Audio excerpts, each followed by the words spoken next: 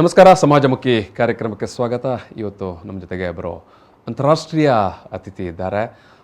ಇವತ್ತಿನ ವಿಶೇಷ ಅತಿಥಿ, ಇವತ್ತಿನ ಈ ಒಂದು ಕಾರ್ಯಕ್ರಮದಲ್ಲಿ ಭಾಗಿಯಾಗ್ತಾ ಇರುವಂಥ ಅತಿಥಿಯವರು ಡಾಕ್ಟರ್ ಭಾಗೀರಥಿ ಕನ್ನಡತಿ. ನಾನು ಡಾಕ್ಟರ್ ಭಾಗೀರಥಿ ಕನ್ನಡತಿ ಅವರನ್ನು ಸಮಸ್ತ ವೀಕ್ಷಕರ ಪರವಾಗಿ ಈ ಒಂದು ಕಾರ್ಯಕ್ರಮಕ್ಕೆ ಅತ್ಯಂತ ಪ್ರೀತಿಯಿಂದ ಸ್ವಾಗತ ಮಾಡ್ತೇನೆ. ನಮಸ್ತೆ ಮೇಡಮ್. ನಮಸ್ಕಾರ. ಎಸ್ ವೀಕ್ಷಕರೇ, ಡಾಕ್ಟರ್ ಭಾಗೀರಥಿ ಮತ್ತು ಹೆಸರ ಮುಂದೆ ಕನ್ನಡತಿ ಅಂತ ಇದೆ. ತನ್ನನ್ನು ಕನ್ನಡತಿ ಅಂತ ಅತ್ಯಂತ ಖುಷಿಯಿಂದ, ಸಂಭ್ರಮದಿಂದ, ಹೆಮ್ಮೆಯಿಂದ, ವಿತ್ ಪ್ರೌಡ್ ಗುರುತಿಸಿಕೊಳ್ತಾ ಇರುವಂಥ ಅಪರೂಪದ ಸಾಧಕಿ ಡಾಕ್ಟರ್ ಭಾಗೀರಥಿ ಕನ್ನಡತಿ. ನಾನು ಡಾಕ್ಟರ್ ಭಾಗೀರಥಿ ಕನ್ನಡತಿ ಅವರನ್ನು ಪರಿಚಯಿಸುವ ಸಂದರ್ಭದಲ್ಲಿ ಒಂದೆರಡು ಮಾತುಗಳನ್ನು ನಾನು ನಿಮ್ಮ ಮುಂದೆ ಇಟ್ಟು ಆಮೇಲೆ ನಾನು ಡಾಕ್ಟರ್ ಭಾಗೀರಥಿ ಅವರ ಜೊತೆಗೆ ಮಾತಾಡ್ತೇನೆ. ಡಾಕ್ಟರ್ ಭಾಗೀರಥಿ ಅವರು ಅಂತಾರಾಷ್ಟ್ರೀಯ ಮಟ್ಟದಲ್ಲಿ ಗುರುತಿಸಿಕೊಂಡಿರುವಂಥ ಯೋಗ ತರಬೇತಿದಾರರು.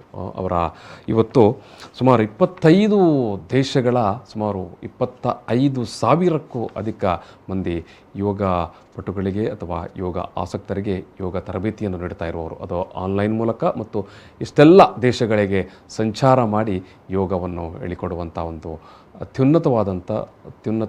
ಅತ್ಯಂತ ಶ್ರೇಷ್ಠಮಯವಾದಂಥ ಕಾರ್ಯವನ್ನು ಅವರು ನಿರ್ವಹಿಸಿಕೊಂಡು ಬರ್ತಾ ಇದ್ದಾರೆ.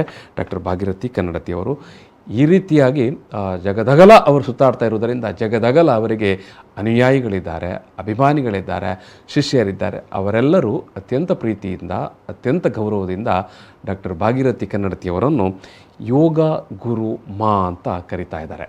ಯಾಕಂತ ಹೇಳಿದ್ರೆ ಅವರ ಅತ್ಯಂತ ಪ್ರೀತಿಯ ಗುರುವನ್ನು, ಅತ್ಯಂತ ವಿಶ್ವಾಸಾರ್ಹ ಗುರುವನ್ನು ಅವರು ಯೋಗ ಗುರು ಮಾ ಅಂತ ಇವತ್ತು ಕರೀತಾ ಇದ್ದಾರೆ. ಅಷ್ಟು ದೊಡ್ಡ ಶಿಷ್ಯ ಪರಂಪರೆ ಅವರದು. ನಿಮಗೆ ಅತ್ಯಂತ ಆಶ್ಚರ್ಯ ಅನ್ನಿಸ್ಬೋದು. ಇಷ್ಟೆಲ್ಲ ದೇಶಗಳನ್ನು ಸುತ್ತಾಡಿಕೊಂಡು ಇಷ್ಟು ಸಾವಿರ ಮಂದಿಗೆ ನಾನು ಹೇಳಿದಾಗೆ ಆನ್ಲೈನ್ ಜೊತೆಗೆ ಆಫ್ಲೈನ್ ಎರಡೂ ಕೂಡ ತರಬೇತಿಯನ್ನು ಕೊಡ್ತಾ, ಜೊತೆಗೆ ಅವರು ಅವರದೇ ಆದಂಥ ಸಮಾಜಮುಖಿ ಕಾರ್ಯಗಳನ್ನು ಕೂಡ ನಡೆಸಿಕೊಂಡು ಬರ್ತಾ ಇದ್ದಾರೆ. ಅವರದೇ SSB ಫೌಂಡೇಶನ್ ಇದೆ, ಟ್ರಸ್ಟ್ ಇದೆ, ಸಾಯಿ ಭಾರ್ಗವ ಸೇವಾ ಫೌಂಡೇಶನ್ ಟ್ರಸ್ಟ್ ಅಂತ. ಈ ಮೂಲಕ ಯೋಗ ಅಧ್ಯಯನ, ಸಂಶೋಧನೆ ಜೊತೆಗೆ ಅನೇಕ ಸಮಾಜಮುಖಿ ಕಾರ್ಯಗಳನ್ನು ಅವರು ನಡೆಸಿಕೊಂಡು ಬರ್ತಾ ಇದ್ದಾರೆ. ಭಾಗೀರಥಿ ಕನ್ನಡತಿಯವರು ಅವರ ಸಾಧನೆಗೆ ಅರ್ಹವಾಗಿ ಅವರನ್ನು ಕರ್ನಾಟಕ ಸರ್ಕಾರದ ಅತ್ಯಂತ ಪ್ರತಿಷ್ಠೆಯ ನಾಡಪ್ರಭು ಕೆಂಪೇಗೌಡ ಪ್ರಶಸ್ತಿಯಿಂದ ಅವರು ಪುರಸ್ಕೃತರಾಗಿದ್ದಾರೆ. ಜೊತೆಗೆ ಅಂತಾರಾಷ್ಟ್ರೀಯ ಯೋಗ ಮಾಸ್ಟರ್ ಅವಾರ್ಡ್ ಥಾಯ್ಲ್ಯಾಂಡ್ ಸರ್ಕಾರ ನೀಡಿರುವಂಥದ್ದು. ಜೊತೆಗೆ ನಮ್ಮದೇ ತಮಿಳುನಾಡಿನ ಸರ್ಕಾರ ಅವರನ್ನು ಜೂನಿಯರ್ ಮದರ್ ತೆರೇಸಾ ಪ್ರಶಸ್ತಿ ನೀಡಿ ಗೌರವಿಸಿದೆ. ಡಾಕ್ಟರ್ ಭಾಗೀರಥಿ ಕನ್ನಡತಿಯವರು ಸುಮಾರು 3 ವಿಶ್ವವಿದ್ಯಾನಿಲಯಗಳಿಂದ ಗೌರವ ಡಾಕ್ಟರೇಟನ್ನು ಕೂಡ ಪಡೆದುಕೊಂಡಿರುವವರು. ಅವರು ಇದೇ ಯೋಗದ ನೆಲೆಯಲ್ಲೇ ಅವರು PhDಯನ್ನು ಕೂಡ ಮಾಡಿರುವವರು. ಇವತ್ತಿನ ಈ ಮಾತುಕತೆಯಲ್ಲಿ ಅವರು ಯೋಗ ಜೊತೆಗೆ ಅವರ ಸೇವಾ ಕಾರ್ಯಕ್ರಮ ಜೊತೆಗೆ ಅವರ ಶಿಷ್ಯ ಪರಂಪರೆ ಮತ್ತು ಅವರು ನಡೆಸ್ತಾ ಇರುವಂಥ ಯೋಗ ಅಧ್ಯಯನಗಳ ಬಗ್ಗೆ ನಮ್ಮ ಜೊತೆಗೆ ಮಾತನಾಡಲಿಕ್ಕಿದ್ದಾರೆ. ಮೂಲತಃ ಹಾಸನದವರು, ನಮ್ಮ ಕನ್ನಡದವರು. ನಾನು ಆರಂಭದಲ್ಲೇ ಹೇಳಿದಾಗೆ ಭಾಗೀರಥಿ ಕನ್ನಡತಿ ಅವರ ಜೊತೆಗೆ ಮಾತನಾಡೋದೇ ಒಂದು ಖುಷಿ ಮತ್ತು ಒಂದು ಹೆಮ್ಮೆಯ ವಿಚಾರ. ನಾನು ಮತ್ತೊಮ್ಮೆ ಮೇಡಮ್ ನಿಮಗೆ ಅಭಿನಂದನೆಯನ್ನು ಸಲ್ಲಿಸಿ ಈ ಮಾತುಕತೆಯನ್ನು ಆರಂಭಿಸುವಂಥದ್ದು. 2019ರಲ್ಲಿ ಮುಂಬೈಯಲ್ಲಿ ಅವರು ಫಿಸಿಕಲ್ ಮತ್ತು ಕಲ್ಚರಲ್ ಟ್ರೈನರ್ ಆಗಿ ದುಬೈನಲ್ಲಿ ಕಾರ್ಯನಿರ್ವಹಿಸಿದ್ದಾರೆ. ಮತ್ತು ಇದೀಗ ಅವರು ಅವರದೇ ಆದಂಥ ಒಂದು ಶಿಷ್ಯ ಕೋಟಿ ಪರಂಪರೆಯನ್ನು ಮುಂದುವರಿಸಿಕೊಂಡು ಹೋಗ್ತಾ ಇದ್ದಾರೆ. ಮೇಡಮ್, ನಾನು ಮೊದಲಾಗಿ ನಿಮ್ಮ ಹತ್ರ ಕೇಳುವಂಥದ್ದು, ಯೋಗ ಮತ್ತು ಭಾಗೀರಥಿ ಯಾವಾಗ ಈ ಅನುಸಂಧಾನ ಆಯಿತು ಅಂತ? ಯೋಗ ಮತ್ತು ಭಾಗೀರಥಿ ಅನ್ನೋದು ನನ್ನ ಪ್ರಕಾರ ರಕ್ತದಿಂದ ಬಂತು ಅಂತ ಕಾಣಿಸುತ್ತೆ. ನನ್ನ ತಾಯಿಯ ತಾಯಿ ಬಹಳ ಭಕ್ತಿ ಯೋಗದಲ್ಲಿ ಬಹಳ ನನ್ನನ್ನು ಒಂದು ತಯಾರಿಸಿದಂಥವರು. ಭಕ್ತಿ ಯೋಗದಲ್ಲಿ ಹಾಗೆ ಇನ್ನೊಂದು ಹೇಳಬೇಕು ಅಂದರೆ, ಬಹಳ ಚಿಕ್ಕವಳಿರುವಾಗ ನನ್ನನ್ನು RSS ತರಗತಿಗೆ ನನ್ನನ್ನು ಜಾಯಿನ್ ಮಾಡಿಸಿದ್ರು. ಮನೆಯಲ್ಲಿ ಶಾಲೆಗೆ ಸೇರಿರಲಿಲ್ಲ. ಅಲ್ಲಿ ನಮಗೆ ಬಹಳ ಚೆನ್ನಾಗಿ ಯೋಗ ತರಗತಿ ನಡೀತಾ ಇತ್ತು, ಅದ್ರಲ್ಲಿ ಪ್ರಾರ್ಥನೆಗಳಲ್ಲೆಲ್ಲ.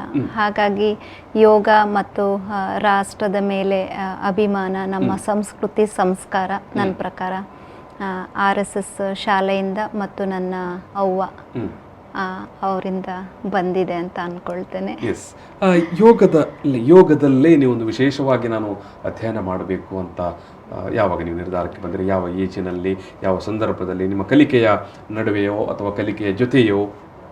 ಕಲಿಕೆ ಜೊತೆ ಇತ್ತು, ಆದರೆ ಬಹಳ ಎತ್ತರದ ಮಟ್ಟದಲ್ಲಿ ಇರಲಿಲ್ಲ. ನನಗೆ 2010ರಲ್ಲಿ ಒಂದು ದೊಡ್ಡ ಮಟ್ಟದ ಒಂದು ಆಕ್ಸಿಡೆಂಟ್ ಆಯಿತು. ಓಕೆ, ಏನು ಮೇಡಮ್ ಅದು?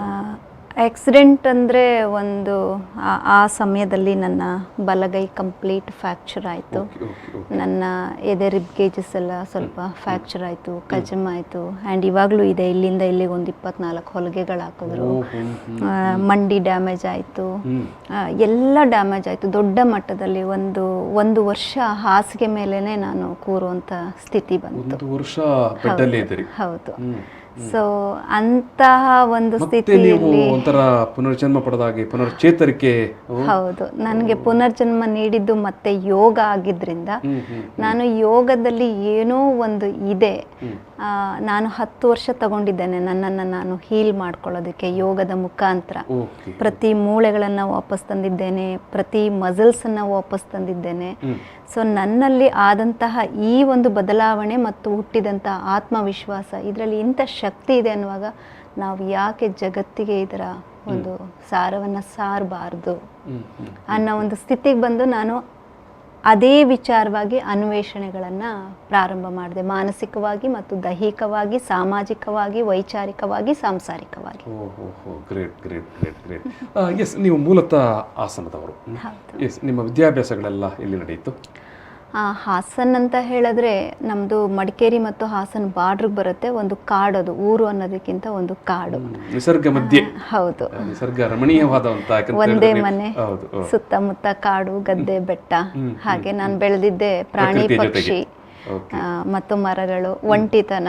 ಅದು ನನಗೆ ಜಾಸ್ತಿ ಅಧ್ಯಯನ ಮಾಡೋದಕ್ಕೆ ಮೋಸ್ಟ್ಲಿ ಅಂದರೆ ಪ್ರಕೃತಿಯೊಂದಿಗಿನ ಒಡನಾಟ ಬಹಳ ಜಾಸ್ತಿ ಆಯಿತು. ನನ್ನ 10ನೇ ತರಗತಿ ವಿದ್ಯಾಭ್ಯಾಸ ಅಲ್ಲೇ ಮುಗೀತು. ಕಟ್ಟೆಹೊಳೆ ಗ್ರಾಮ ಅಂತ, ಇದ್ಲೂರು ಅಂತ ಹೇಳ್ತಾರೆ ಅದಕ್ಕೆ. ಇದ್ದಲನ್ನ ಬೇಯಿಸ್ತಾ ಇದ್ರಂತೆ ತುಂಬ, ಇದ್ಲೂರು ಅಂತ ಹೇಳಿದ್ರಂತೆ. ಅಲ್ಲಿ ಮುಗೀತು. SLC ಮುಗಿಸಿದ ನೆಕ್ಸ್ಟ್ ನಾನು ನನ್ನ ಪ್ರಯಾಣ ಒಂದು ಕೆಂಪು ಬಸ್ಸನ್ನು ಹತ್ತಿ ಬೆಂಗಳೂರು ಕಡೆ ನಡೀತು. ಇದ್ದಲೂರಿನಿಂದ ಬೆಂದಕಾಳೂರಿಗೆ ಹೋದ್ರೆ ನೀವು? ಬೆಂದಕಾಳೂರಿಗೆ ಹೊರಟದ್ದು. ಅಲ್ಲಿ ಯಾವ ರೀತಿ ಆಯಿತು, ಏನೇನು ಮಾಡಿದ್ರಿ?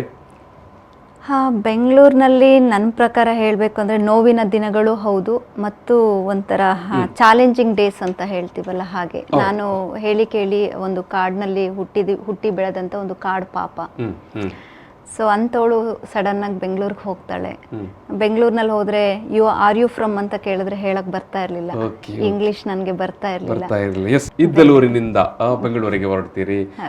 ಎಸ್, ಬೆಂಗಳೂರಿಗೆ ಬಂದು ನಿಲ್ಲುವಾಗ ನಿಮಗೆ ಅಲ್ಲಿ ಇಂಗ್ಲಿಷ್ ಕೂಡ ಬರ್ತಾ ಇರೋದಿಲ್ಲ. ಹೌದು, ಸೊ ಇಂಗ್ಲಿಷ್ ಬರ್ತಾ ಇರಲಿಲ್ಲ. ನನಗೆ ವಿಜ್ಞಾನ ವಿಭಾಗವನ್ನು ಕೊಡಿಸಿದ್ರು. ತಂದೆಗೆ ನನ್ನ ಒಂದು ವೈದ್ಯನ ಮಾಡಬೇಕು ಅಂತ ಬಹಳ ಆಸೆ ಇತ್ತು.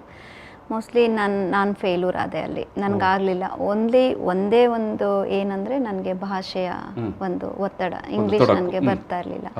ಆದರೆ ನನ್ನ ಯೋಗ ಅಭ್ಯಾಸ ಮತ್ತು ನನ್ನ ಕರಾಟೆ ಈ ಥರದ್ದು ಮತ್ತು ಬರವಣಿಗೆ, ಆ ಸಮಯದಲ್ಲಿ ನಾನು 2 ಪುಸ್ತಕಗಳನ್ನು ಬರೆದೆ. ಸೊ ಸ್ಪಂದನ ಅಂತ ನನ್ನ ಮೊದಲ ಪುಸ್ತಕ. ಸಾಶಿ ಮರಳೆಯ ಅವರೆಲ್ಲ ನಮಗೆ ಅದ್ರ ಮುನ್ನುಡಿ ಎಲ್ಲ ಬರೆದು ಬೆನ್ತಟ್ಟಿ, ಹಾಗೆ ಹೌದು HS ವೆಂಕಟೇಶ್ ಮೂರ್ತಿ ಅವ್ರ ಕೈಯಿಂದ ಆ ದಿನಗಳಲ್ಲಿ 97ನಲ್ಲಿ ಬಿಡುಗಡೆಗೊಂಡು ಅಲ್ಲಿ ನನಗೆ ಆಶೀರ್ವಾದ ಮಾಡಿ ನನ್ನನ್ನು ಬಿಟ್ಟರು ಸಮಾಜೋನ್ಮುಖ ಕೆಲಸಗಳನ್ನು ಮಾಡೋದು. ಇನ್ನೂ ನಿಮ್ಮದು ಸಣ್ಣ ವಯಸ್ಸಿರಬಹುದು ಅಂತ ಅನಿಸುತ್ತೆ. ಹೌದು. ಯಾವ ವಯಸ್ಸಲ್ಲಿ ಮೊದಲ ಪುಸ್ತಕ ಬಿಡುಗಡೆ ಆಯಿತು? ನಾನು PUC ಯಲ್ಲಿ ಇರುವಾಗ ನಿಮ್ಮ ಮೊದಲ ಕೃತಿ ಬಂತು? ಹೌದು, ಫಸ್ಟ್ PUC ಓದ್ತಾ ಇದ್ದೆ. ಏನು ವಿಷಯದ ಮೇಲೆ ಅದು ಕೃತಿ? ಅದು ಸಮಾಜದ ಮೇಲೆ, ಆಗು ಹೋಗುಗಳು, ಸಮಾಜಕ್ಕೆ ನಮ್ಮ ಸ್ಪಂದನೀಯ ಮನಸ್ಸು, ಅಂಕು ಡೊಂಕುಗಳ ತಿದ್ದುವಿಕೆ. ಸಣ್ಣ ವಯಸ್ಸಲ್ಲೇ ನೀವು ಅಷ್ಟೊಂದು ಕಾಳಜಿಯಿಂದ ವಿಚಾರಪೂರ್ವವಾಗಿ ಕೃತಿಯನ್ನು ಪ್ರಕಟಿಸಿದ್ದೀರಿ. ಎಸ್, ಮುಂದೆ ಮೇಡಮ್ PUC ಯಲ್ಲಿ ನೀವು ಹಾಗಾದರೆ ಸೈನ್ಸನ್ನು ಬಿಟ್ಟು? ಹೌದು, ಅದು ಮುಗಿಸ್ದೆ, ಆದರೆ ಕಂಪ್ಲೀಟ್ ಆಗಲಿಲ್ಲ. ಅದು ಮುಂದುವರಿದ ಭಾಗ ನನ್ನ ಕಂಪ್ಯೂಟರ್ ಅಟ್ರಾಕ್ಟ್ ಮಾಡ್ತು ನನಗೆ.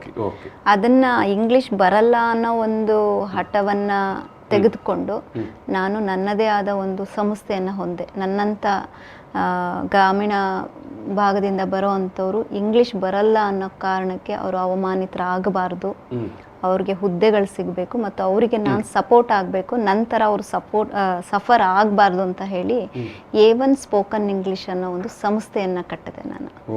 ಅದು ಸುಮಾರು ಭಾಗೀರಥಿ 17 ಕನ್ನಡತಿಯವರು ಕನ್ನಡ ನಾಡಿನಲ್ಲಿ ಇಂಗ್ಲಿಷ್ ಬರದೆ ಇಂಗ್ಲಿಷ್ನ ಬಗ್ಗೆ ತೊಡಕಾಗುವವರಿಗೆ ಒಂದು ಸ್ಥೈರ್ಯ ತುಂಬುವ ಸಲುವಾಗಿ, ಆತ್ಮಸ್ಥೈರ್ಯ ತುಂಬುವ ಸಲುವಾಗಿ ಕನ್ನಡದವರು ಕೂಡ ಇಂಗ್ಲಿಷ್ ಕಲಿಬೇಕು ಅನ್ನೋ ಕಾರಣಕ್ಕೆ ಒಂದು ಸಂಸ್ಥೆಯನ್ನೇ ಆರಂಭಿಸ್ತೀರಿ. Great great. ಎಸ್, ಈ ನಡುವೆ ಶೋಭಾ ರೈ ಅವರು ನಮ್ಮ ಜೊತೆಗೆ ಸಂಪರ್ಕದಲ್ಲಿದ್ದಾರೆ. ನಮಸ್ಕಾರ ಮೇಡಮ್. ನಮಸ್ತೆ ಸರ್. ಎಸ್, ಡಾಕ್ಟರ್ ಭಾಗೀರಥಿ ಕನ್ನಡತಿಯವರ ಜೊತೆಗೆ ನಾವು ಮಾತಾಡ್ತಾ ಇದ್ದೇವೆ. ಡಾಕ್ಟರ್ ಭಾಗೀರಥಿಯವರ ಬಗ್ಗೆ ಎಸ್ ನಮ್ಮ ಸ್ಟುಡಿಯೋದಲ್ಲಿದ್ದಾರೆ. ಏನು ಹೇಳಲಿಕ್ಕೆ ಬಯಸ್ತೀರಿ? ತುಂಬಾ ಖುಷಿ ಆಯ್ತು ನಿಮ್ ಕಾಲ್ ಮಾಡಿದ್ದು.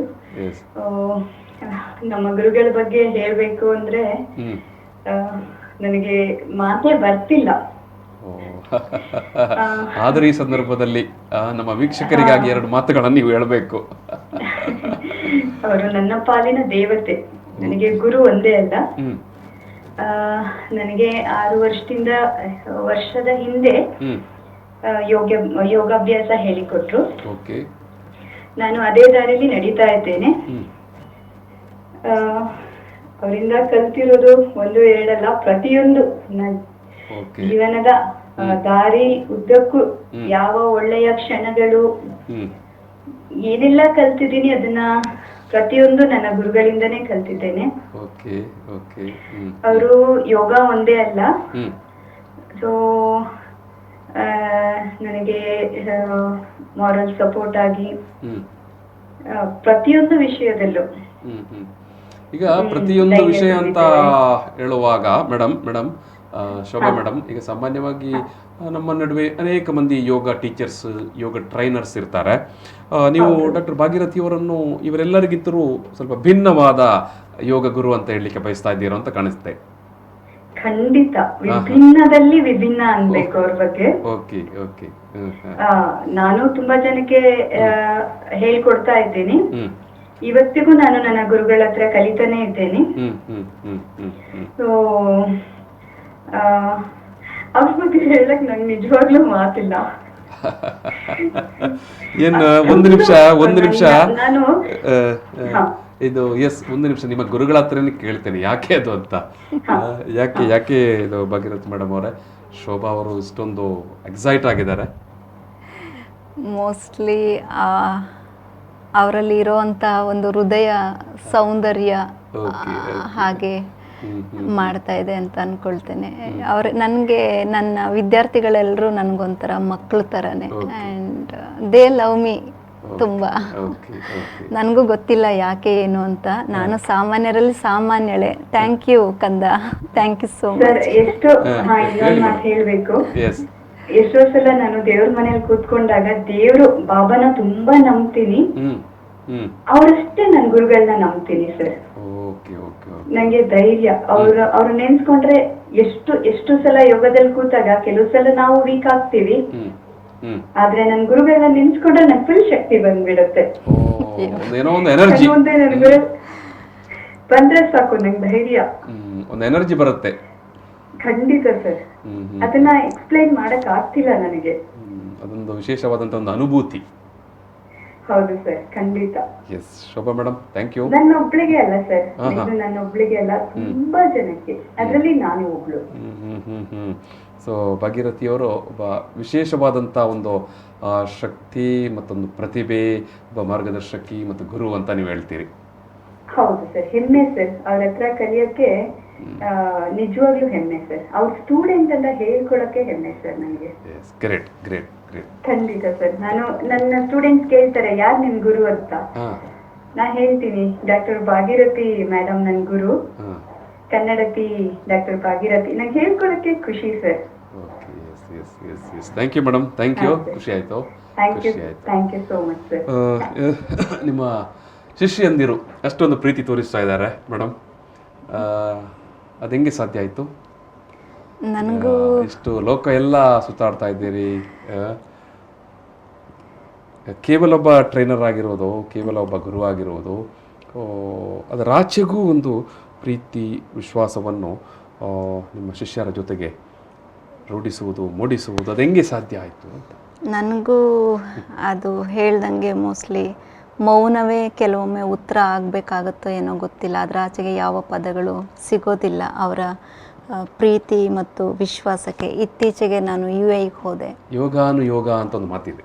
ಹೌದು, ಒಂದು ಗುರುವಿಗೆ ಒಂದು ಒಳ್ಳೆಯ ಶಿಷ್ಯ, ಒಂದು ಒಳ್ಳೆಯ ಶಿಷ್ಯನಿಗೆ ಒಂದು ಒಳ್ಳೆಯ ಗುರು, ಹೌದು, ಮತ್ತು ಆ ಗುರು ಮತ್ತು ಶಿಷ್ಯರ ನಡುವೆ ಒಂದು ಬಾಂಧವ್ಯ, ಹೌದು, ಯೋಗಾನುಯೋಗ ಅಂತ. ಹೌದಾ?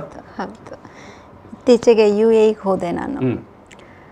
ಅವರೆಲ್ಲ ಹಗ್ ಮಾಡಿ ಅಳುವಂಥದ್ದು, ಕಾಲಿಗೆ ಬೀಳುವಂಥದ್ದು, ಆ ಭಾವೋದ್ವೇಗ ಎಲ್ಲ ನೋಡುವಾಗ ನನಗೆ ಅನಿಸ್ತದೆ ಏನು ಇದೆಲ್ಲ ಅಂತ. ನಾನು ಒಂದು ಸಾಮಾನ್ಯ ಹುಡುಗಿಯಾಗಿಯೇ ಇರ್ತೇನೆ, ನನಗೆ ಗೊತ್ತಿಲ್ಲ ಅವ್ರಿಗೆ ಯಾವ ರೂಪದಲ್ಲಿ ನಾನು ಕಾಣ್ತೇನೆ, ಅಥವಾ ನಾನು ಯೋಗ ಸೆಷನನ್ನು ಕೊಡುವಾಗ ನನಗೆ ಗೊತ್ತಿಲ್ಲದೆ ಇನ್ಯಾವುದೋ ಭಾಗೀರಥಿ ನನ್ನೊಳಗೆ ಬರ್ಬೋದು. ಯಾಕಂದರೆ ನಮ್ಮ ಯೋಗದಲ್ಲಿ ಯೋಗ ಮಾತ್ರ ಇರೋದಿಲ್ಲ, ಅದರಲ್ಲಿ ಯೋಗದ ಒಟ್ಟಿಗೆ ಒಳ್ಳೆ ಧ್ಯಾನ ಇರ್ತದೆ. ಆ ಧ್ಯಾನದಲ್ಲಿ ಒಳ್ಳೆ ವಿಚಾರಗಳನ್ನು ತೆಗೆದುಕೊಳ್ತೇವೆ. ಅಲ್ಲಿ ಸಾಂಸಾರಿಕವಾಗಿಯೂ ಅವರನ್ನು ನಾವು ಅಲ್ಲಿ ಒಳ್ಳೆ ಆರೋಗ್ಯವನ್ನು ಕೊಡಬೇಕಾಗ್ತದೆ ಆ ಕುಟುಂಬಕ್ಕೆ. ಪ್ರತಿ ತರಗತಿಗಳು ಕುಟುಂಬ ಸಮೇತರಾಗಿ ನನ್ನಲ್ಲಿ ಅಟೆಂಡ್ ಮಾಡುವಂಥವ್ರು. ಈಗ ಇಲ್ಲಿ ಇವರೊಬ್ಬರಿದ್ದಾರೆ ಅಂದರೆ ಗಂಡ ಹೆಂಡತಿ ಮಕ್ಕಳು, ಅತ್ತೆ ಮಾವ ಸೊಸೆ ಮಗ, ಅಲ್ಲಿಯೇ ಒಂದು ಬಾಂಧವ್ಯ ಅವರಲ್ಲಿ ಬೆಳೀತಾ ಹೋಗ್ತದೆ, ಮನೆಯೊಳಗಡೆ ಒಂದು ಬಾಂಧವ್ಯ ಬೆಳೀತಾ ಹೋಗ್ತದೆ. So great great thing. Yes madam, ನಮ್ಮ ಜೊತೆಗೆ ಡಾಕ್ಟರ್ ವಂದನಾ ಪ್ರವೀಣ್ ಅವರಿದ್ದಾರೆ. ನಮಸ್ತೆ ಮೇಡಮ್. ನಮಸ್ತೆ. ನಮಸ್ತೆ ಸರ್. ಎಸ್, ಡಾಕ್ಟರ್ ಭಾಗೀರಥಿ ಕನ್ನಡತಿ ಅವರು ನಮ್ಮ ಜೊತೆಗಿದ್ದಾರೆ. ನಿಮ್ಮ ಮತ್ತು ಅವರ ಗುರು ಶಿಷ್ಯ ಪರಂಪರೆ ಅಥವಾ ಸ್ನೇಹ ಎಲ್ಲ ವಿಚಾರಗಳನ್ನು ಯಾವ ರೀತಿಯಾಗಿ ನೀವು ಹೇಳಕ್ಕೆ ಬಯಸ್ತೀರಿ ಮೇಡಮ್? ಓಕೆ ಸರ್, ಮೊದಲಾಗಿ ನನ್ನ ಗುರುಗಳಿಗೆ ನನ್ನ ಸಾಷ್ಟಾಂಗ ಪ್ರಣಾಮವನ್ನು ಸಲ್ಲಿಸ್ತಾ ಇದ್ದೀನಿ. ಮತ್ತೆ ಈಗ ಏನ್ ಹೇಳ್ಬೇಕು ಹೇಳಿದ್ರೆ, ಇದು ನನ್ ಪುಣ್ಯ ಅಂತ ಹೇಳ್ಬೇಕು. ನಂಗೆ ಚಾನಲ್ ಇಂದ ಕಾಲ್ ಬಂದು ನನ್ ಗುರುಮ ಬಗ್ಗೆ ಒಂದೆರಡು ವಿಷಯ ಹೇಳಿ ಅಂತ ಹೇಳಿ ನೀವೀಗ ಹೇಳಿದೀರ. ಇಲ್ಲಿ ಏನಾಗ್ತಾ ಇದೆ ಹೇಳಿದ್ರೆ, ನಂಗೆ ಏನು ಮಾತಾಡ್ಬೇಕಂತ ಗೊತ್ತಾಗ್ತಾ ಇಲ್ಲ. ಬಿಕಾಸ್ ಎಕ್ಸೈಟ್ಮೆಂಟ್ ಅದ್ ನನ್ನಲ್ಲಿ ಆಗ್ತಾ ಇದೆ. ಬಟ್ ಏನಾಗಿದೆ ಅಂತ ಹೇಳಿದ್ರೆ, ಈಗ ಗುರುಮ ಬಗ್ಗೆ ಸಾಕಷ್ಟು ಜನ ಎಸ್ಪೆಷಲಿ ಮಂಗಳೂರಲ್ಲಿ ಡಾಕ್ಟರ್ ಭಾಗೀರಥಿ ಕನ್ನಡತಿ ಅಂತ ಹೇಳಿದ್ರೆ ಕೇಳ್ತಾರೆ, ಎಲ್ಲಿ ಅವರು ಹೇಗೆ ಅಂತ ಹೇಳಿ. ಇದು ಯಾಕೆ ಬಂತು ಹೇಳಿದ್ರೆ, ನಾನು ಮಂಗಳೂರಲ್ಲಿ ಇರೋದು, ಗುರುಮ ಬ್ಯಾಂಗ್ಳೂರಿಂದ. I got connected with Guruma through the online session soulful Saturday doctors ಇಂದ ಒಂದು ಟೀಮ್ ಇಂದ ನಾನು ಗುರುಮಗೆ ಕನೆಕ್ಟ್ ಆದೆ. ಅಲ್ಲಿ ನಂಗೆ ಅವರ ಬಗ್ಗೆ ಅನ್ಸಿದ್ದೇನೆ ಹೇಳಿದ್ರೆ, ಅವರು ಒಂದು ಕ್ಲಾಸ್ ಕಂಡಕ್ಟ್ ಮಾಡ್ತಾ ಇರ್ಬೇಕಾದ್ರೆ ಥ್ರೂ ಆನ್ಲೈನ್ ಅಲ್ಲೇ, ನಾನು ಇಷ್ಟವರೆಗೂ ನಂಗೆ ಗುರುಮ ಇಂದ ಆಫ್ಲೈನ್ ಸೆಷನ್ ಸಿಕ್ಕಿಲ್ಲ. ಬಟ್ ಏನು ಡಿಫ್ರೆನ್ಸ್ ಹೇಳಿದ್ರೆ, ಗುರುಮ ಈಕ್ವಲಿ ಎಲ್ಲರನ್ನು ಆನ್ಲೈನ್ ಆಫ್ಲೈನ್ ಅಲ್ಲಿ ಎಲ್ಲರನ್ನು ಒಬ್ಸರ್ವ್ ಮಾಡ್ತಾರೆ. ಅದು 100 ಫ್ಯಾಮಿಲೀಸ್ ಇರ್ಬೋದು, 500 ಫ್ಯಾಮಿಲೀಸ್ ಇರ್ಬೋದು, ಅಥವಾ ಮೋರ್ ದನ್ ದಟ್. ಝೂಮ್ ಅಲ್ಲಿ ಗುರುಮ ಈಚ್ ಅಂಡ್ ಎವ್ರಿ ಒನ್ ಅನ್ನು ಕಾನ್ಸಂಟ್ರೇಟ್ ಮಾಡ್ಬಿಟ್ಟು ಅವ್ರು ಎಲ್ಲಿ ಮಿಸ್ಟೇಕ್ ಮಾಡ್ತಾರೆ ಗುರುಮ ಅವ್ರನ್ನ ಕರೆಕ್ಟ್ ಮಾಡ್ತಾರೆ. ಆ ಒಂದು ಇದು ಆ ಶಕ್ತಿ ಗುರುಮಲ್ಲಿದೆ. ಅದಕ್ಕೆ ನಮ್ಗೆ ಗುರುಮ ಸೆಷನ್ ಯಾವಾಗ್ಲೂ ನಾನು ಅಟೆಂಡ್ ಮಾಡ್ತೀನಿ ವಿತೌಟ್ ಮಿಸ್ಸಿಂಗ್. ನಮ್ದು ಸೆಷನ್ ಮಾರ್ನಿಂಗ್ 6 to 7 ಇರುತ್ತೆ. ಸೊ 15 ಮಿನಿಟ್ಸ್ ಮೊದಲು ಲಾಗಿನ್ ಆಗ್ಬೇಕು. ಸೊ ಲಾಗಿನ್ ಆಗಿ ಗುರುಮ ಫಸ್ಟಿಗೆ ಮೆಡಿಟೇಷನ್, ಧ್ಯಾನ, ಪ್ರಾಣಾಯಾಮ ಎಲ್ಲ ಹೇಳುವಂತ ರೀತಿ, ಅದನ್ನ ಕೇಳುವಾಗ್ಲೇ ಏನೋ ಒಂದು ಪಾಸಿಟಿವ್ ಎನರ್ಜಿ ಅಲ್ಲೇ ಪಾಸ್ ಆಗತ್ತೆ ನಮ್ಮಲ್ಲಿ. I can feel the vibrations. ಗುರುಮಾದ ಇನ್ನೊಂದು ಸ್ಪೆಷಾಲಿಟಿ ಹೇಳಿದ್ರೆ, ಅವರು ನಾವೆಲ್ಲ ಶವಾಸನ ಅಂತ ಹೇಳಿದ್ರೆ ಅದು ಶಿವಾಸನ ಅಂತ ಗುರುಮ ಅದನ್ನ ಎಕ್ಸ್ಪ್ಲೇನ್ ಮಾಡ್ತಾರೆ. ಆ ಶಿವಾಸನದಲ್ಲಿ ಗುರುಮ ಎಷ್ಟೋ ಒಂದು ನಮ್ಗೆ ಗೊತ್ತಿಲ್ಲದ ವಿಚಾರಗಳನ್ನು ನಮ್ಗೆ ತಿಳಿಸ್ತಾ ಇರ್ತಾರೆ. ನಮ್ಮ ಬಾಡಿ ಒಂದು ಡೆಡ್ ಬಾಡಿ ಟೈಪ್ ಅಲ್ಲಿ ಇರತ್ತೆ. ಆ ಆತ್ಮ ಯಾವ ರೀತಿ ನಮ್ಮನ್ನ ಬಿಟ್ಟು ಹೋಗ್ಬೇಕು, ಅಲ್ಲಿ ಕನೆಕ್ಷನ್ ಏನೆಲ್ಲ ಆಗತ್ತೆ, ಇದೆಲ್ಲ ನಮ್ಗೆ ಆ ಶಿವಾಸನದಲ್ಲಿ ಗುರುಮ ನೀಟಾಗಿ ಎಕ್ಸ್ಪ್ಲೇನ್ ಮಾಡ್ತಾರೆ ಸರ್. ಮತ್ತೆ ಅವರು ಹೇಳುವಂತ ಒಂದೊಂದು ಎಫರ್ಮೇಷನ್ ಅದು ನನ್ ರೂಟೀನ್ ಅಲ್ಲಿ ಹೇಗಾಗಿ ಹೇಳಿದ್ರೆ, ಆ ಎಫರ್ಮೇಷನ್ ಇಟ್ಕೊಂಡು ಮೈ ಡೈಲಿ ರೂಟೀನ್, ಐದರಿಂದ ಕ್ಲಿನಿಕ್ ಇರ್ಬೋದು, ಪೇಷಂಟ್ ಇರ್ಬೋದು, ಕೇಸಸ್ ಟೈಮ್ ಅಲ್ಲೂ ಇಟ್ ಮೋಟಿವೇಟ್ಸ್ ಮೀ. ಸೊ ಗುರುಮ ಬಗ್ಗೆ ಎಷ್ಟು ಹೇಳಿದ್ರು ಸಾಕಾಗಲ್ಲ ಸರ್. ಖಂಡಿತ ಅದ್ಭುತವಾಗಿ ಒಳ್ಳೆ ವಿಚಾರವನ್ನು ನಮ್ಮ ಮುಂದಿಟ್ಟಿದ್ರಿ. ಇದರ ಆಚೆಗೆ ಮೇಡಮ್, ಈಗ ನಾನು ಗುರುಮ ಸ್ಟೂಡೆಂಟ್ ಆಗಿ ಈಗ ನನ್ನ ಮಕ್ಕಳನ್ನು ಅಂಡರ್ ಗುರುಮನ ಶಿಷ್ಯರಾಗಿ ಅಳವಡಿಸ್ಕೊಂಡಿದ್ದೀನಿ ಸರ್. ಬಿಕಾಸ್ ನನ್ನ ಮಗಳು ಹೇಗೆ ಹೇಳಿದ್ರೆ, ಗುರುಮ ಸೆಷನ್ ಅನ್ನು even she has not attended the offline, ಅವಳು ಗುರುಮದ ಯೂಟ್ಯೂಬ್ ಚಾನಲ್ಸ್ ಅಥವಾ ಯೋಗ ಕೋರ್ಸಸ್ ಅನ್ನು ನೋಡ್ಬಿಟ್ಟು ಶಿ ಪ್ರಾಕ್ಟೀಸಸ್ ಹರ್ ಸೆಲ್ಫ್. ಆಮೇಲೆ ಅವಳು ಏನ್ ಹೇಳ್ತಿದ್ದಾಳೆ, ನಂಗೂ ಗುರುಮ ಟೈಪ್ ಆಗ್ಬೇಕಮ್ಮ ಅಂತ ಹೇಳ್ತಾರೆ. ಸೊ ಇದು ನಾನು ಈ ಯಂಗರ್ ಜನರೇಷನ್ ಅಲ್ಲೂ ಕಂಡಿರುವಂತ ಚೇಂಜಸ್. ಅಂದ್ರೆ ಗುರುಮ ಆ ರೀತಿ ಆ ಪುಟ್ಟ ಮಕ್ಕಳಿಂದ ಹಿಡಿದು ಆ ಪ್ರಾಯದವರವರೆಗೂ ಎಲ್ಲರನ್ನೂ ಅದು ಯಾವ ರೀತಿ ಹೇಳಿದ್ರೆ ಅವ್ರ ಸೆಷನ್ ಅಟೆಂಡ್ ಆದಾಗ ಅವರ ಮಾತಾಡೋ ಶೈಲಿ ಎಲ್ಲ ಗೊತ್ತಾಗತ್ತೆ ಸರ್. ಅಂತ ಒಂದು ಪ್ರೇರಣೆ ಸ್ಟೂಡೆಂಟ್ ಸರ್. ಆ ರೀತಿಯಾಗಿ ಅವರು ಪ್ರೇರಣೆ ಮಾಡ್ತಾರೆ ಸಣ್ಣ ಮಕ್ಕಳಿಂದ ಹಿರಿಯರ ತನಕ. ಎಸ್, ಇದರ ಆಚೆಗೆ ಒಂದು ಮಾತು, ಒಬ್ಬ ಸ್ನೇಹಿತೆಯಾಗಿ ನೀವು ಗುರುಮಾವನ್ನು ಯಾವ ರೀತಿ ಹೇಳ್ಬೋದು? ಒಬ್ಬ ಫ್ರೆಂಡ್ ಆಗಿ. ಹೌದು, ಈಗ ಗುರುಮ ಸೆಷನ್ ಅಲ್ಲಿ ಮಾತ್ರ ತುಂಬಾ ಸ್ಟ್ರಿಕ್ಟ್ ಆಗಿರ್ತಾರೆ ಸರ್. ಬಿಕಾಸ್ ಅವ್ರಿಗೆ ಗೊತ್ತಿರತ್ತೆ ನಮ್ಮಿಂದ ಅದು ಆಗತ್ತೆ ಹೇಳಿದ್ರೆ ಅದು ಮಾಡುವವರೆಗೆ ಅವ್ರು ಬಿಡಲ್ಲ. After that Guruma is very friendly. ಮತ್ ನಮ್ಗೆ ಅವ್ರಿಗೆ ನಾವ್ ಹೇಳ್ಬೇಕಂತಿಲ್ಲ, ನಮ್ ಮನ್ಸಲ್ಲಿ ಏನಿರುತ್ತೆ ಗುರುಮಗ ಗೊತ್ತಾಗತ್ತೆ and it use to it.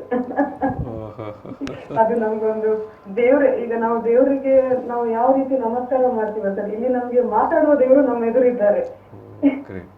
Great. Yes. Thank you, madam. Thank you. Yeah. Okay, sir. Thank you. Yes. ಇಲ್ಲಿ ಡಾಕ್ಟರ್ ವಂದನಾ ಅವರು ಒಂದು ವಿಚಾರವನ್ನು ಹೇಳಿದರು. ಈಗ ನೀವು ಝೂಮಲ್ಲಿ ಅಥವಾ ಆನ್ಲೈನ್ ಸೆಷನ್ ನಡೆಸುವಾಗ ನೂರಾರು ಜನ ಇದ್ದರು ಅಥವಾ ಅದರಾಚೆಗೂ 300-400 ಜನ ಇದ್ದರೂ ಕೂಡ ನೀವು ಪ್ರತಿಯೊಬ್ಬರನ್ನು ಕೂಡ ಭಾರಿ ಸೂಕ್ಷ್ಮವಾಗಿ ಗಮನಿಸ್ತಾ ಹೋಗ್ತೀರಿ ಅಂತ. ಇಲ್ಲಿ ಏನಾಗುತ್ತೆ ಅಂತ ಹೇಳಿದ್ರೆ, ಸಾಮಾನ್ಯವಾಗಿ ಈ ರೀತಿಯ ಆನ್ಲೈನ್ ಕ್ಲಾಸ್ ಮಾಡುವಾಗ, ಝೂಮ್ ಮೀಟಿಂಗ್ ಮಾಡುವಾಗ, ಈಗ ಒಬ್ಬರನ್ನು ಕಾನ್ಸಂಟ್ರೇಟ್ ಮಾಡುವಾಗ ಬೇರೆ ರೀತಿ ಇರುತ್ತೆ. ಬಟ್ ಅಟ್ಸ್ ಮಾಸ್ ತುಂಬ ಜನರನ್ನು ಅಡ್ರೆಸ್ ಮಾಡೋ ಸಂದರ್ಭದಲ್ಲಿ ಅಲ್ಲಿ ಕುಳಿತುಕೊಂಡವರು ಕೂಡ, ಅಟೆಂಡ್ ಮಾಡೋರು ಕೂಡ ತುಂಬ ಜನ ಇದ್ದಾರಲ್ಲ ಅಂತ ಸ್ವಲ್ಪ ಲೀನಿಯನ್ಸ್ ತಗೊಳ್ಳುವಂಥದ್ದು ಇರುತ್ತೆ. ಸೊ ಅಂಥದರ ನಡುವೆ ಕೂಡ ನೀವು ಅಷ್ಟೂ ಜನರನ್ನು ಒಬ್ಸರ್ವ್ ಮಾಡ್ತಾ ಹೋಗುವಂಥದ್ದು ಇದೆಯಲ್ಲ, ಅದು ಹೆಂಗೆ ಅಂತ? ಅದು ಯೋಗ ನಮಗೆ ಕಲಿಸಿರುತ್ತೆ, ಆ ಸೂಕ್ಷ್ಮತೆಯನ್ನು ಕಲಿಸಿರುತ್ತೆ ನಮಗೆ. ಮತ್ತು ಅಲ್ಲಿ ಎಲ್ಲರೂ ಸಮಾನರಾಗಿರ್ತಾರೆ. ಹಾಗೆ ನಾವು ಆ ಕ್ಯಾಂಪ್ಗಳೆಲ್ಲ ಉಚಿತವಾಗೇ ಮಾಡಿದೆವು. ನಾವು ದುಬೈ ಟೂರಿಸಮ್ ಡಿಪಾರ್ಟ್ಮೆಂಟ್, ಅಲ್ಲಿಯ ಗೌರ್ಮೆಂಟು ನನ್ನ ಹತ್ರ ಒಂದು ಸೆಷನನ್ನು ಮಾಡಿತು. 1000 ಜನರಿಗೆ ಝೂಮ್ನಲ್ಲಿ ಕನೆಕ್ಟ್ ಮಾಡ್ತು ಪ್ರಪ್ರಥಮ ಬಾರಿಗೆ. ಅದನ್ನು ನಾನು ಲೀಡ್ ಮಾಡಿದೆ. ಸೊ ಅವ್ರಿಗೆ ಶವಾಸನ, ಡಾಕ್ಟರ್ ವಂದನಾಜಿ ಹೇಳಿದಾಗೆ ಶಿವಾಸನವನ್ನು ಹಾಕಿದಂಥ ಸಂದರ್ಭದಲ್ಲಿ ಆ 1000 ಜನರ ಹೆಸರನ್ನು ಕೂಡ ನಾನು ಹೇಳಿದ್ದೆ ವಿತಿನ್ ಟೈಮ್ ಲಿಮಿಟ್. ಅಂದರೆ ಅಷ್ಟು ಜನರಿಗೂ ಕನೆಕ್ಟ್ ಆಯಿತು. ಅವಾಗ ಅವರ ಹೆಸರನ್ನು ಹೇಳುವಾಗ ನಮ್ಮಲ್ಲಿ ಒಂದು ರೂಲ್ ಇದೆ, ಎನರ್ಜಿ ಕನೆಕ್ಟ್ ಆಯಿತು. ಹೌದು, ಒಂದು ರೂಲ್ ಇದೆ. ಪ್ರತಿಯೊಬ್ಬರು ಅವರ ಹೆಸರನ್ನೇ ಡಿಸ್ಪ್ಲೇ ಮಾಡಬೇಕು. ಆಗ ಅವರ ಹೆಸರನ್ನ ಕುರಿತು ನಾವು ಕರೆದಾಗ ಅವರಲ್ಲಿ ತುಂಬ ಅಲರ್ಟ್ನೆಸ್ ಬರ್ತದೆ. ಆಗ ಮತ್ತೆ ಅವ್ರು ಖುಷಿ ಆಗ್ತದೆ, ನನ್ನ ಗಮನಿಸ್ತಾ ಇದ್ದಾರೆ, ನಾನು ತಪ್ಪು ಮಾಡೋ ಹಾಗಿಲ್ಲ, ನಾನು ತಪ್ಪು ಮಾಡಿದ್ರೆ ನನ್ನ ನೋಡ್ತಾರೆ, ನನ್ನ ಹೆಸರಿಡ್ದು ಕರೀತಾರೆ, ತಪ್ಪು ಮಾಡೋರ ಹೆಸರನ್ನು ನಾನು ಕರೀತೇನೆ. ಸೊ ಆಗ ಅವರು ಸರಿಯಾಗಿ ಮಾಡ್ತಾರೆ. ಯಾಕಂದರೆ ಇದು ಸುಮ್ಮನೆ ನಾಮಕಾವಸ್ಥೆಗೆ ಮಾಡೋದಲ್ಲ. ನಾವು ವಾಟ್ ಈಸ್ ರಿಯಲ್ ಯೋಗ ಅನ್ನೋದನ್ನು ಸಾಂಪ್ರದಾಯಬದ್ಧವಾಗಿ ಬಂದಿರುವಂತಹ ಒಂದು ನಿಜವಾದ ಯೋಗವನ್ನು, ಸನಾತನ ಧರ್ಮದಿಂದ ಟ್ರೆಡಿಷನಲ್ ಯೋಗವನ್ನು ನಾವು ಸರಿಯಾದ ರೀತಿಯಲ್ಲಿ ಜನರಿಗೆ ರೀಚ್ ಮಾಡಿಸ್ಬೇಕು ಅನ್ನೋದೇ ಒಂದು ಮೇನ್ ಧ್ಯೇಯ ಆಗಿರೋದ್ರಿಂದ we are all out off from the money. ಎಲ್ಲ ಆಯಾ ಕಂಟ್ರಿಯಲ್ಲಿ ಕೋರ್ ಕಮಿಟಿ ಮಾಡ್ಕೊಂಡಿದ್ದಾರೆ. ಇಂಡಿಯಾದಲ್ಲೂ ಹೀಗೆ ನನ್ನ ವಿದ್ಯಾರ್ಥಿಗಳಿದ್ದಾರೆ, UAE-ನಲ್ಲಿದ್ದಾರೆ, ಎಲ್ಲ ಗಲ್ಫ್ ಕಂಟ್ರೀಸ್ನಲ್ಲಿದ್ದಾರೆ, ವೆಸ್ಟರ್ನ್ ಕಂಟ್ರೀಸ್ನಲ್ಲಿದ್ದಾರೆ, ಹೀಗೆ ಯುರೋಪ್ ಕಂಟ್ರೀಸ್ನಲ್ಲಿದ್ದಾರೆ. ಅವರವರೇ ಒಂದು ಟೀಮ್ ಮಾಡಿಕೊಂಡು ಎಲ್ಲ ಆರ್ಗನೈಸ್ ಮಾಡ್ತಾರೆ. ಇವಾಗ ಅವ್ರಿಗೆ ನಂಬಿಕೆ ಬಂದಿದೆ ನನ್ನನ್ನು ಅವರು ನೆಗ್ಲೆಕ್ಟ್ ಮಾಡಲ್ಲ ಅಂತ.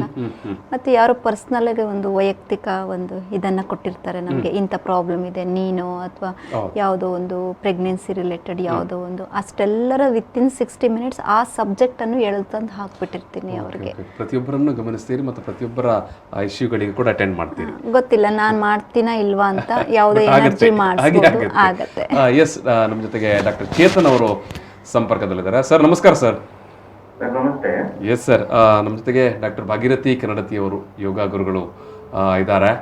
ಎಸ್, ಯಾವ ವಿಚಾರವನ್ನು ನೀವು ಡಾಕ್ಟರ್ ಭಾಗೀರಥಿ ಅವರ ಬಗ್ಗೆ ಹೇಳಲಿಕ್ಕೆ ಬಯಸ್ತೀರಿ, ಅಥವಾ ಅವರ ಯೋಗದ ಬಗ್ಗೆ, ಎಸ್ ಅವರ ಜೊತೆಗಿನ ಒಡನಾಟ ಅಥವಾ ಸ್ನೇಹ, ಅಥವಾ ಎಸ್ ಒಬ್ಬ ಯೋಗ ಟ್ರೈನರ್ ಆಗಿ ಎಸ್ ಅವರ ಬಗ್ಗೆ ನೀವು ಏನನ್ನು ವಿಚಾರವನ್ನು ಹೇಳಲಿಕ್ಕೆ ಬಯಸ್ತೀರಿ ಸರ್? ಹೌದು ಸರ್. ಎಸ್ ಸರ್, ಈಗ ನಾನು ನಿನ್ನೆ ಮೊನ್ನೆಯಿಂದ ಒಂದೆರಡು ಯೋಗ ಶಿಬಿರದಲ್ಲಿ ಅವರಲ್ಲಿ ಅಟೆಂಡ್ ಆಗಿದ್ದೇನೆ. ಓಕೆ.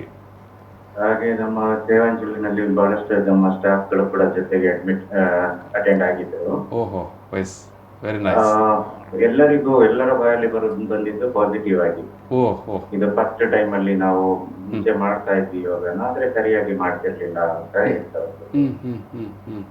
ಮತ್ತೆ ಯೋಗವನ್ನ ಮಾಡ್ಬೇಕಾದ್ರೆ ಒಂದು ಶ್ವಾಸವನ್ನ ತಗೊಳ್ಳೋದು ಬಿಡೋದು ಯಾವಾಗ ಮೂಮೆಂಟ್ ಅಲ್ಲಿ ತಗೊಳ್ಬೇಕು, ಯಾವಾಗ ಇನ್ಹೇಲ್ ಮಾಡ್ಬೇಕು, ಯಾವಾಗ ಎಕ್ಸೇಲ್ ಮಾಡ್ಬೇಕು, ಆ ವಿಚಾರ ಬಹಳ ಇಂಪಾರ್ಟೆಂಟ್. ಚೆನ್ನಾಗಿ ಹೇಳ್ಕೊಟ್ಟಿದ್ರು, ಅದು ಬಹಳ ಖುಷಿ ಆಯ್ತು ನನಗೆ. ನಂತರ ಅಲ್ಲಿ ಪೂರ್ತಿ ಸ್ಟೇಜ್ ಅಲ್ಲಿ ಆವರಿಸ್ಕೊಂಡಂತಹ positive energy vibrations that we could feel there only.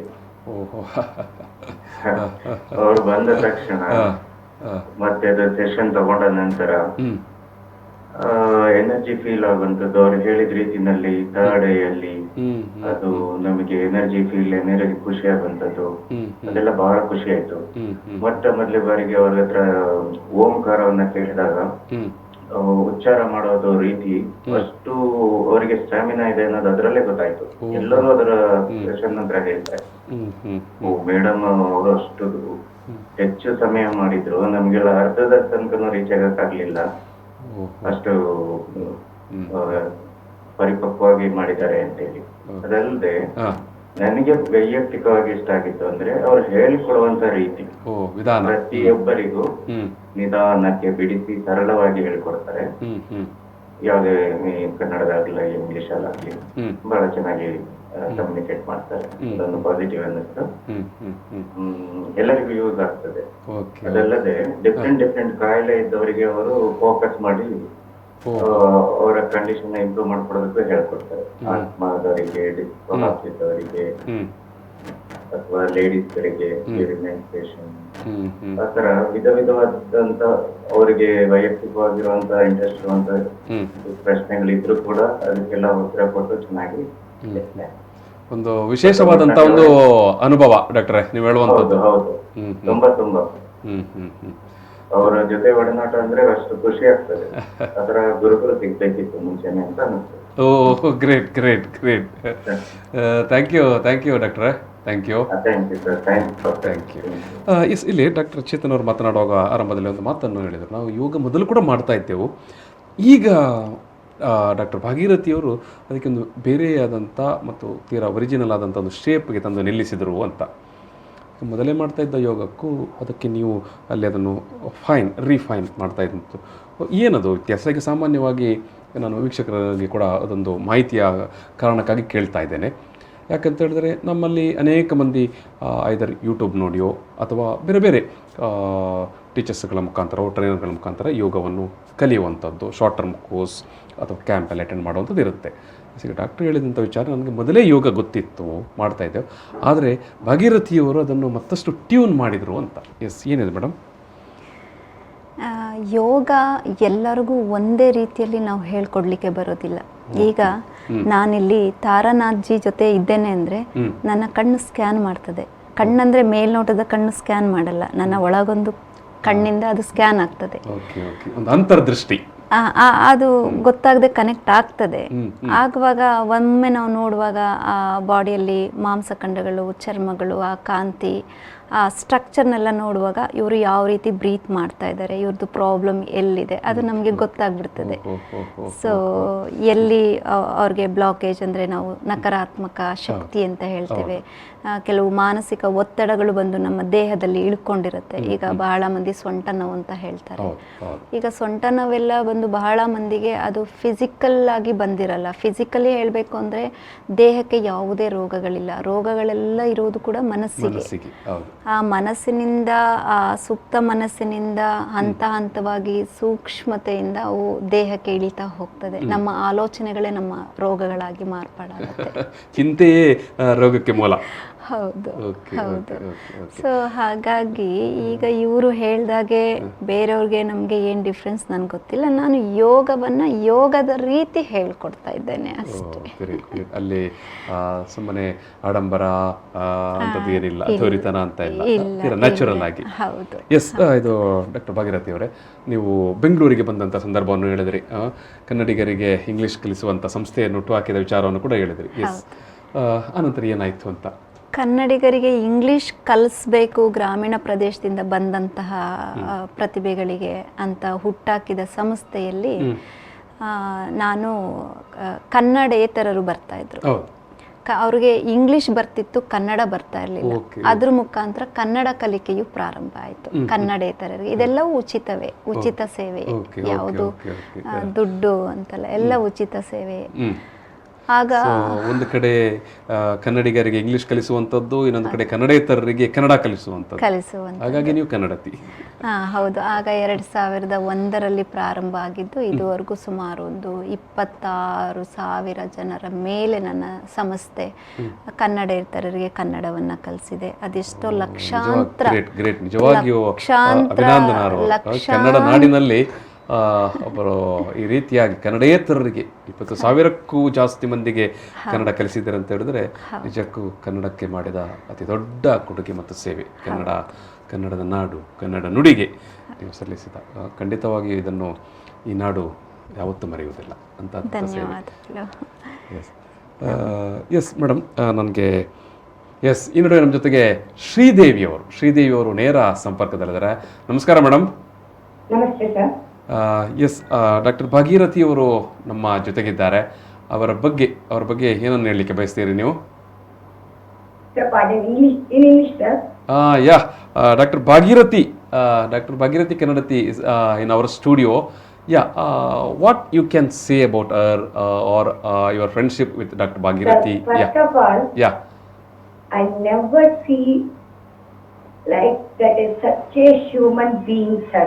Such a human being. Okay, great. Whether it is luxury or poor condition, she utilized that surroundings. Okay. Very heart touched about towards the poor people. She always think about the people only. People help. And most of the people are trained with stress feeling. Okay. When Bhagirathi madam behind her, the stress will go away. Okay. Such a nice person. God gift and heavenly come to the ground. Now I don't know. I feel like this, sir. I think you have explained that or defined that Bhagirathi got a different energy level. Yes, such a energy level. Yes. Very kind-hearted. Okay. She always thinks about the people, how she utilizes to the people. అంటే తను ఎలా తన people కి ఎదుటి వారికి use అవుతుంది అనేది ఆలోచిస్తుంది. She thinks like that only. Yes. Such a great human being. Such a great human being. Okay. Thank you madam. Thank you. That introduction with Bhagirathi madam to me is a God's gift to me. Okay. Yes. Thank you madam. Thank you. Her meditation class is also a wonderful class, sir. Wonderful. Okay. So many people are relaxed with her meditation class. Thank you madam. Thank you. Yes doctor Sridevi ಅವರು ಹೈದರಾಬಾದ್ನಿಂದ ಕಾಲ್ ಮಾಡಿದರು. ಧನ್ಯವಾದಗಳು. ಪ್ರತಿಯೊಬ್ಬರು ಕೂಡ ನಿಮ್ಮಲ್ಲಿ ಏನೊಂದು ವಿಭಿನ್ನವಾದಂಥ ಒಂದು energy ಲೆವೆಲನ್ನು ಮತ್ತೊಂದು ಶಕ್ತಿಯನ್ನು ಕಾಣ್ತಾ ಇದ್ದಾರೆ, ನೋಡ್ತಾ ಇದ್ದಾರೆ. ಮೇಡಮ್, ಇಷ್ಟು ಮಂದಿ ಮಾತಾಡಿದವರು ಕೂಡ ನಿಮಗೆ ಎಲ್ಲಾದರೂ ನಿಮ್ಮ ಬಾಲ್ಯದಲ್ಲಿ ಅಥವಾ ಒಂದು ಟೀನೇಜಿಗೆ ಬರುವಾಗ ನನ್ನಲ್ಲಿ ಏನೋ ಒಂದು ವಿಶೇಷವಾದದ್ದು ಇದೆ, ಏನೋ ಒಂದು ವಿಶೇಷವಾದ ಎನರ್ಜಿ ಇದೆ ಅಂತ ಯಾವತ್ತಾದರೂ ಫೀಲ್ ಆಗಿತ್ತಾ, ಅನಿಸಿತ್ತಾ? ನನಗೇನು ಇವಾಗಲೂ ಆ ಥರ ಏನು ನನಗೆ ಫೀಲ್ ಆಗಲ್ಲ. ಬಟ್ ಬಾಲ್ಯದಿಂದನೂ ಮನೇಲಿ ಹೇಳ್ತಿದ್ರು, ನೋಡಿದವ್ರು ಹೇಳ್ತಾ ಇದ್ರು. ಮೋಸ್ಟ್ಲಿ ಅವಾಗಿಂದನೂ ಯಾವುದೇ ಕೆಲಸ ಇವತ್ತಿಗೂ ನಾನು ಗುಡ್ಸೋದಕ್ಕೂ ರೆಡಿ, ಗದ್ದೆ ಕೆಲಸಕ್ಕೂ ರೆಡಿ, ಮರದ ಕೆಲಸಕ್ಕೆ, ತೋಟದ ಕೆಲಸಕ್ಕೆ. I don't mind. I can do it any work. I have no any ಆಡಂಬರ. ನಾನು ಐ ಆಮ್ ವೆರಿ ಸಿಂಪಲ್. ಎಲ್ಲ ಕೆಲಸ ಮಾಡ್ತೇನೆ, ಎಲ್ರ ಜೊತೆಗೆ ಇರ್ತೇನೆ. ಒಂದು ಕಡೆ ಕಿಚನ್ಗೆ ಬಿಟ್ಟರೆ ಒಳ್ಳೆ ಅಡುಗೆ ಮಾಡ್ತೇನೆ. ಇಲ್ಲ ಒಳ್ಳೆ ಮೀಟಿಂಗ್ ಮಾಡು ಅಂದರೆ ಅದು ಮಾಡ್ತೇನೆ, ಒಳ್ಳೆ ಮೆಡಿಟೇಷನ್ ಕೊಡು ಅಂದರೆ ಅದು ಮಾಡ್ತೇನೆ, ಹಾಗೇನೂ ಇಲ್ಲ. ಗೊತ್ತಿಲ್ಲ, ಬೇರೆಯವ್ರು ಹೇಳ್ತಾರೆ, ಚಿಕ್ಕದ್ರಿಂದನೂ ಹೇಳ್ತಾ ಇದ್ರು, ಇವಾಗಲೂ ಅದೇ ನಾನು ಕೇಳಿದ್ದು, ಚಿಕ್ಕದಿಂದಲೂ ಹೇಳ್ತಾ ಇದ್ರು. ಎಸ್, ಬಹುಶಃ ನಿಮಗೆ ಅರಿವಿಗೆ ಅಥವಾ ನೀವು ಹೇಳಿಕೊಳ್ಳೋದಕ್ಕೆ ಏನು ಪ್ರಕಟಿಸುವುದು ಅಂತ ಒಂದು ಇರುತ್ತಲ್ಲ, ನೀವಾಗಿ ಪ್ರಕಟಿಸದೆ ಎಸ್ ನೂರಾರು ಜನ ಯಾಕಂತ ಹೇಳಿದ್ರೆ ಇಷ್ಟೊಂದು ಪ್ರೀತಿಯ ಅನೋನ್ಯವಾದಂಥ ಒಂದು ಶಿಷ್ಯ ಪರಂಪರೆಯನ್ನು ಜೊತೆಗೆ ಫಾಲೋವರ್ಸನ್ನು ಹೊಂದುವುದಂತ ಹೇಳಿದ್ರೆ ಅದು ಸಾಮಾನ್ಯ ಅಲ್ಲ ಅಲ್ವಾ. ಯಾಕಂತ ಹೇಳಿದ್ರೆ ನಮ್ಮ ನಡುವೆ ಯೋಗ ಗುರುಗಳು ತುಂಬ ಇರ್ತಾರೆ, ಟ್ರೈನರ್ಗಳು ತುಂಬ ಇರ್ತಾರೆ. ಸೊ ಅಂಥದ್ರಲ್ಲಿ ನೀವು ಅವರಿಗೆ ಭಿನ್ನವಾಗಿ ಕಾಣ್ತಾ ಇದ್ದೀರಿ ಅಂತ ಹೇಳುವಾಗ ಎಸ್ ಮೇಡಮ್, ನಿಮ್ಮ ನನಗೆ ಮಾತುಕತೆಯನ್ನು ಮುಗಿಸಬೇಕಾಗಿದೆ. ತುಂಬ ಮಾತಾಡಿದೆ, ತುಂಬ ವಿಚಾರಗಳನ್ನು, ಒಳ್ಳೆಯ ವಿಚಾರಗಳನ್ನು. ನಿಮ್ಮ ಫೌಂಡೇಶನ್ ಮೂಲಕ, ಟ್ರಸ್ಟ್ ಮೂಲಕ ಏನೆಲ್ಲ ಮಾಡ್ತಾ ಇದ್ದೀರಿ? ಟ್ರಸ್ಟ್ ಮೂಲಕ ಈಗ ನಾವು ಒಂದು ಓಲ್ಡ್ ಏಜ್ ಹೋಮನ್ನು ಮಾಡ್ತಾ ಇದ್ದೇವೆ. ಯಾಕಂದರೆ ಈಗ ನನಗೆ ಬಹಳ ನನ್ನ ಶಿಷ್ಯರಿಂದ ಇದ್ದಾರೆ. ಈಗ ನಾನು ಎಷ್ಟೇ ಉಚಿತವಾಗಿ ಮಾಡಿದ್ರೂ ಕೂಡ ಅವರಲ್ಲಿ ಒಂದು ಫೀಲ್ ಇದೆ, ನಾನು ಗುರುದಕ್ಷಿಣೆಯನ್ನು ಕೊಡಬೇಕು ಅಂತ.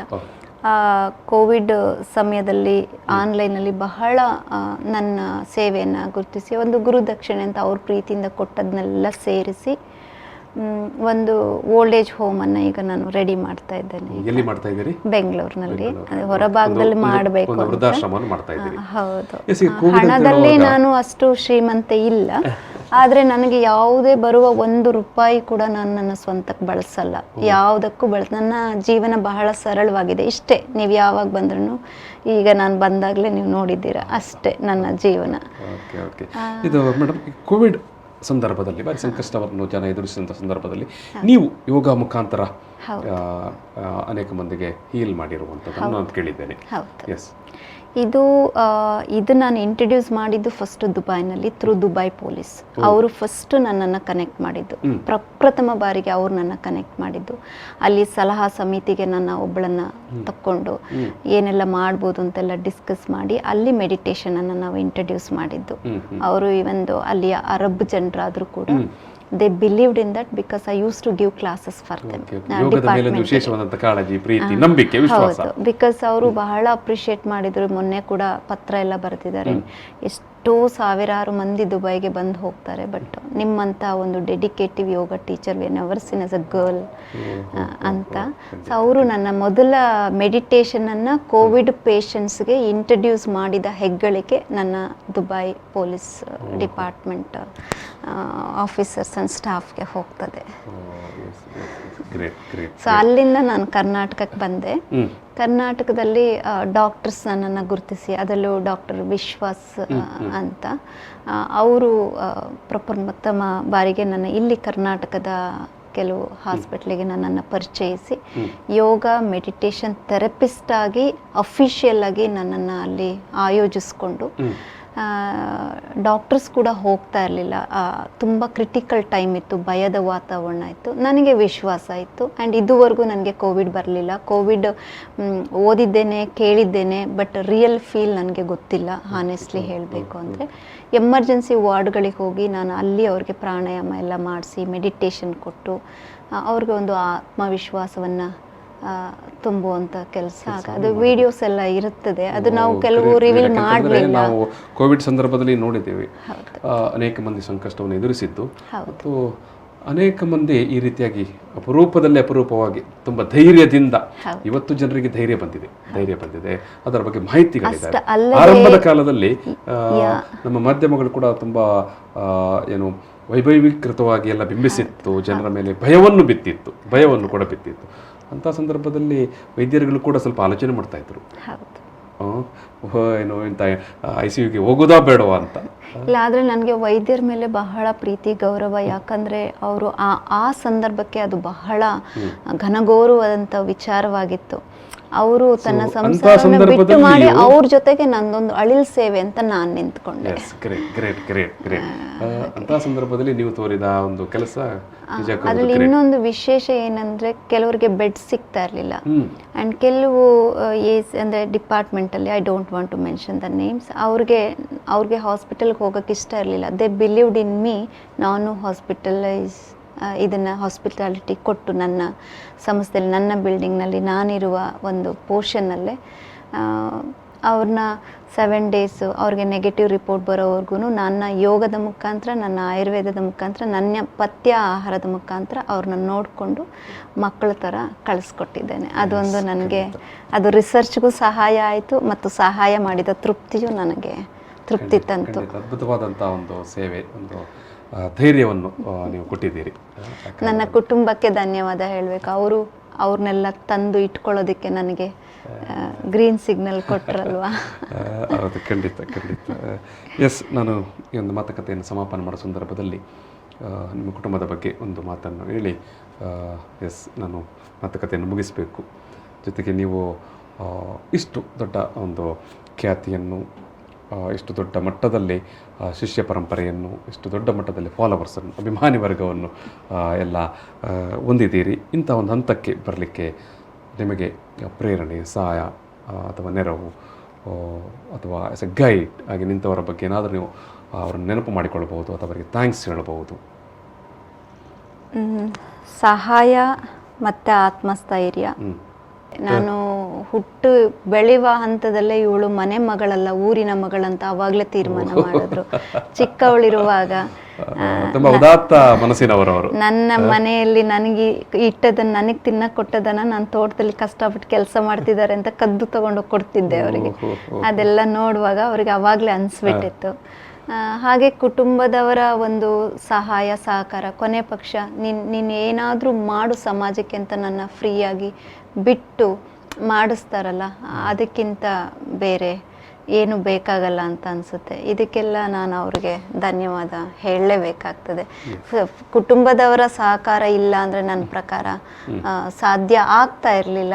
ಅದು ಬಹಳ ಮುಖ್ಯ. ನನ್ನ ಉದ್ದೇಶ ಮೊದಲು ನನ್ನ ಕುಟುಂಬ ಸೌಖ್ಯವಾಗಿರಬೇಕು, ಸಂತೋಷವಾಗಿರಬೇಕು, ತೃಪ್ತಿಯಾಗಿರಬೇಕು. ಅವ್ರಿಗೆ ಎಲ್ಲ ರೀತಿಯ ಆಗು ಹೋಗುಗಳನ್ನು ಮನಸಾರೆ ಅವ್ರಿಗೆ ತುಂಬಿ ತದನಂತರ ಮಿಕ್ಕ ಸಂತೋಷವನ್ನು ಸಮಾಜಕ್ಕೆ ಕೊಡಬಹುದು ಅನ್ನೋದು ನನ್ನ ಒಂದು ಭಾವನೆ.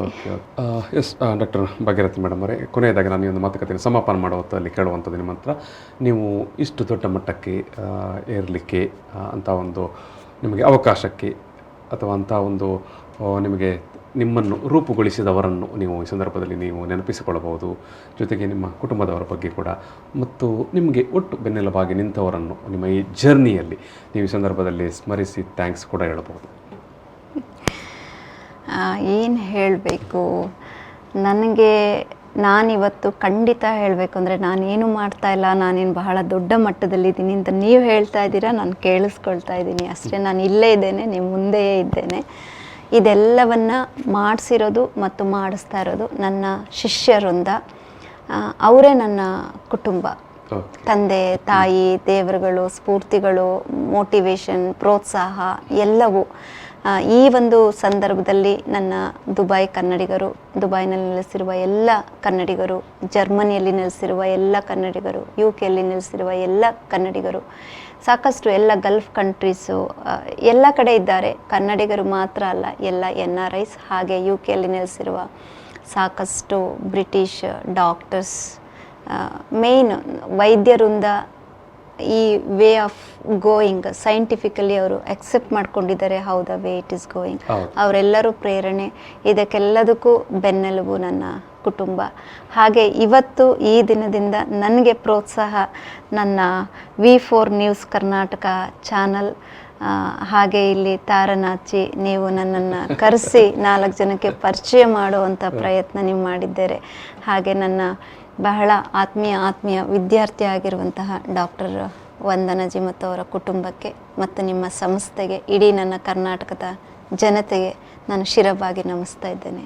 S, thank you. Doctor Bhagirathi ಕನ್ನಡತಿಯವರ ಅತ್ಯಂತ ಸಜ್ಜನಿಕೆಯ ವಿನಯಪೂರ್ವಕ ಮಾತುಗಳಿಗೆ, ಆಶೀರ್ವಾದಗಳಿಗೆ ನಾನು ಧನ್ಯವಾದವನ್ನು ಸಮರ್ಪಣೆ ಮಾಡ್ತಾ ಪ್ರೀತಿಯಿಂದ. ವೀಕ್ಷಕರೇ, ಒಬ್ಬ ಅಪರೂಪದ ಯೋಗ ಗುರುಗಳನ್ನು ಇವತ್ತು ನಾವು ನೋಡಿದೆವು, ಮಾತಾಡಿದೆವು.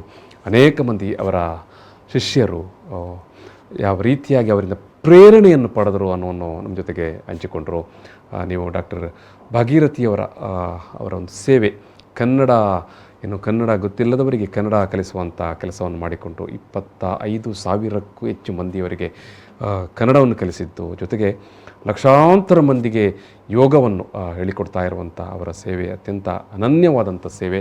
ನಾನು ಈ ಸಂದರ್ಭದಲ್ಲಿ V4 ವಾಹಿನಿಯಿಂದ V4 ವಾಹಿನಿಯ ಈ ಸ್ಟುಡಿಯೋದಲ್ಲಿ ಬಂದು ಮಾತುಕತೆಗೆ ಭಾಗಿಯಾದಕ್ಕೆ ನಾನು ಸಮಸ್ತ ವೀಕ್ಷಕರ ಪರವಾಗಿ ನಿಮಗೆ ಪ್ರೀತಿಪೂರ್ವಕ ಧನ್ಯವಾದ ಸಮರ್ಪಣೆ ಮಾಡ್ತೇನೆ ಮೇಡಮ್. Thank you. ಈ ಒಂದು ಮಾತುಕತೆಯನ್ನು ಸಮಾಪನ ಮಾಡ್ತಾ ಇದ್ದೇನೆ. ಸಮಾಜಮುಖಿ ಮಾತುಕತೆಯಲ್ಲಿ ಭಾಗಿಯಾದಂಥ ಸಮಾಜಮುಖಿ ಯೋಗ ಗುರುಗಳು, ಅವರು ಕನ್ನಡ ಕೂಡ ಉಚಿತವಾಗಿ ಹೇಳಿಕೊಟ್ಟುವವರು, ಅದೇ ರೀತಿ ಯೋಗವನ್ನು ಕೂಡ ಮತ್ತು ಸಮಾಜಮುಖಿ ಕಾರ್ಯದಲ್ಲಿ ತನ್ನನ್ನು ನಿರಂತರವಾಗಿ ತೊಡಗಿಸಿಕೊಂಡು ಅನೇಕ ಮಂದಿಯ ಬದುಕಿಗೆ ಹೊಸ ಪ್ರೇರಣೆಯನ್ನು ಕೊಡುವ, ಅವರ ಶಿಷ್ಯರೇ ಹೇಳಿದ ಹಾಗೆ ಒಂದು ಪ್ರೇರಣಾ ಶಕ್ತಿಯಾಗಿರುವವರು. ಅವರ ಜೊತೆಗಿನ ಈ ಒಂದು ಮಾತುಕತೆ ನಮ್ಮದು ಕೂಡ ಯೋಗ ಅಂತ ಹೇಳಿ ನಾನು ಈ ಮಾತುಕತೆಯನ್ನು ಸಮಾಪನ ಮಾಡ್ತಾಯಿದ್ದೇನೆ. Thank you.